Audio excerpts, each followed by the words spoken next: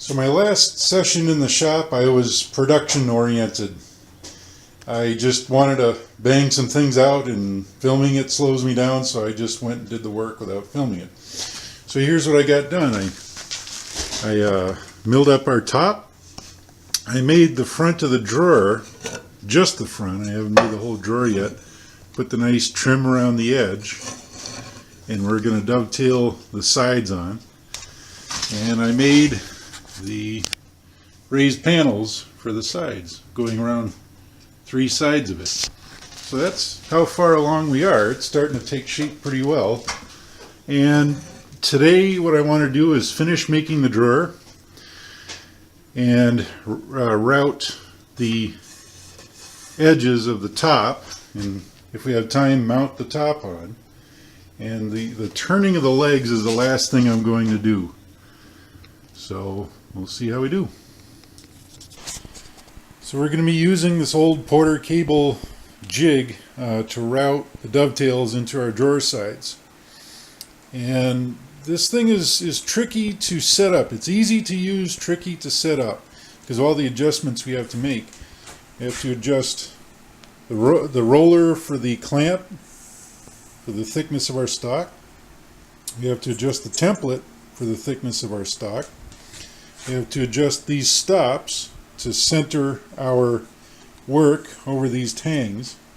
We have to adjust this clamp for the drawer side and the stops on either side to center this over our tangs properly.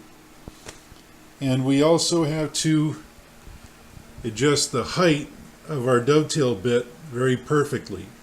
This collet here rides perfectly in our grooves of our template as we route it out.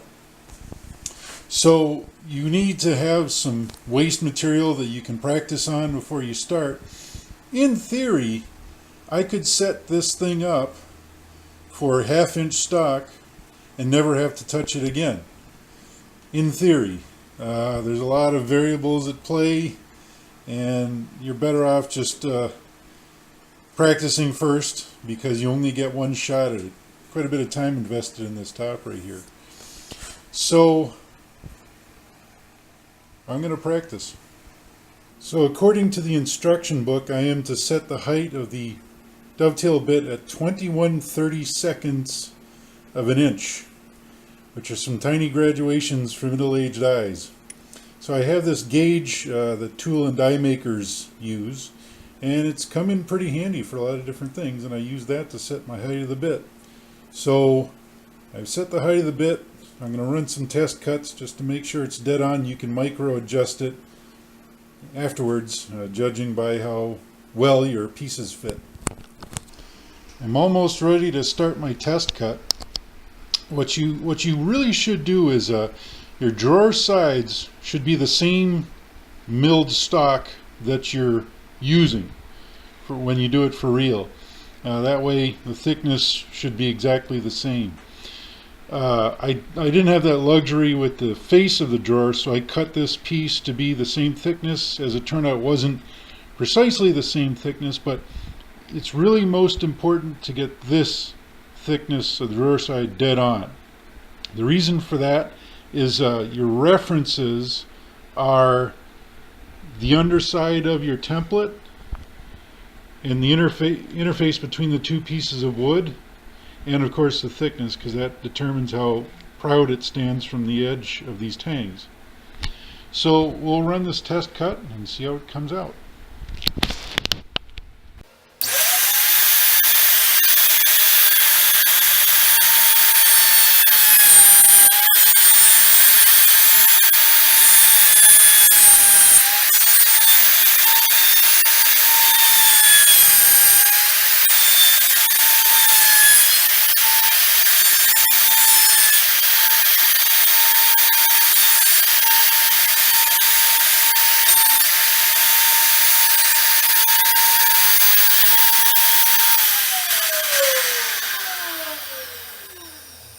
Pitfalls of working this type of jig is that you must maintain absolute flatness between the base of your router and the template surface.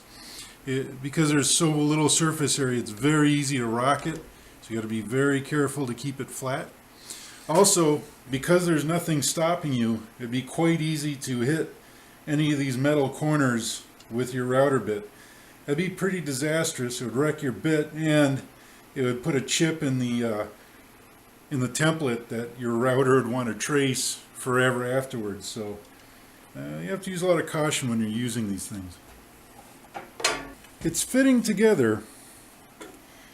It stands a little bit proud. I can feel that edge when I run my finger along it.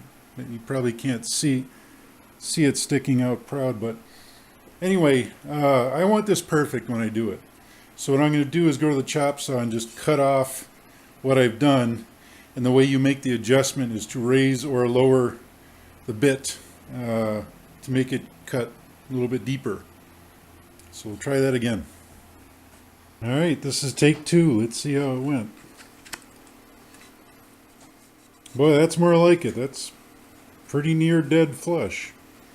Also, this is lined up almost exact, because this is the referenced surface on either piece.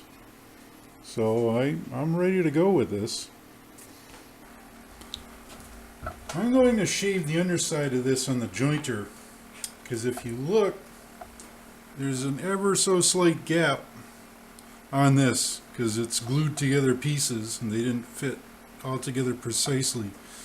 For this to mesh properly with the other piece, everything has to be flat. So I'm going to take the barest shave off the bottom of it on the joiner.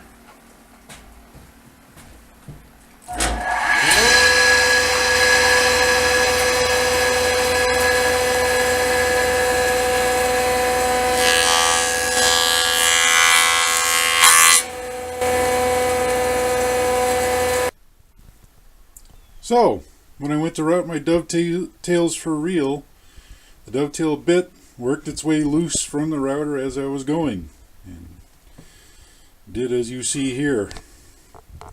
Kills me how when I go to actually remove the bit from the chuck, it may as well be welded in place, but when I want it to stay put, it rattles loose.